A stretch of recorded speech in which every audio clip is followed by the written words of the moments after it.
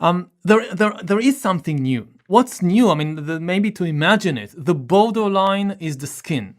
Previously, almost all the information gathered on you was outside your skin. Where you go, what you buy, what you watch, what you press on your TV, what you press on your keyboard. This is the information that flowed.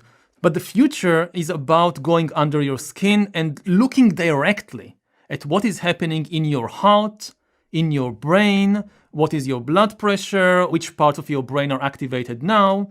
And this can be done either with invasive technologies like electrodes implanted inside your body, but more and more with external devices, from a ring or a bracelet on your arm, which measures biometric points of information. Or there are now devices that just by looking at your face from a camera, they can tell what's happening to your blood pressure, to your heart rate, things like that. And this is extremely good clues for understanding your emotional state. So it can go in the direction of, full-blown totalitarian regimes, like North Korea forcing every citizen in, say, 10 years or 20 years to wear a biometric bracelet, which constantly monitors not where you go and what you say. It monitors what's happening in your heart and in your brain. If you walk into a room and there is a picture of Kim Jong-un on the wall, and the bracelet picks up the signs of anger because it has access to your brain, that's very bad news for you. Even George Orwell's 1984, they couldn't really get into your brain. There was still this sphere of a private world. And this is about to disappear. In the West, the main concern now is what is known as surveillance capitalism.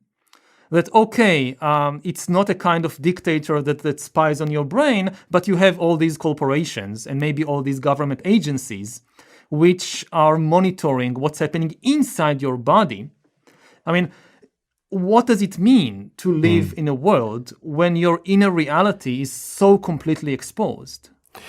What happens if there is a system that monitors my heart, my brain all the time, and is relatively benign, and it is used to provide me not only with better healthcare, but with constant guidance in life in almost every decision I make? We tend for thousands of years to view life as a drama of decision making.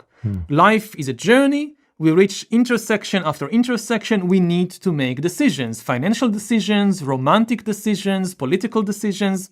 What happens if in more and more intersections, you just rely on the advice of this algorithm that knows you so well and is really a benign algorithm? So in the financial realm, I need to make decisions about where to invest my money, let's say. But this algorithm knows me so well that when I am about to make a wrong decision, like I read something on the news, I'm frightened, let's sell all my portfolio. And the algorithm knows, this is a bad decision. Your mind is now being irrational. You shouldn't do it. And we learned from experience that this second brain that follows me is usually better than my organic brain. So I give the bank an order. If what I tell you conflicts with what this second brain, the algorithm tells you, don't do what I tell you, do what the algorithm is telling you. If you do what I tell you, I'll sue you because I know that the algorithm is better than me. So you're on the phone with your banker and you're screaming, sell my portfolio.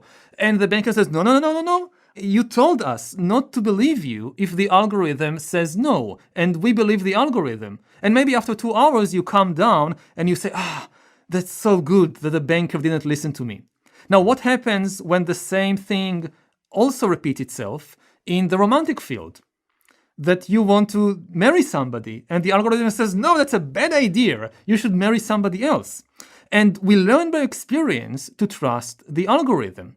I mean, what kind of life is it when more and more of these decisions are taken by the algorithms? We have no religious, artistic, or philosophical model for understanding such a life. So talk more about this. Like, what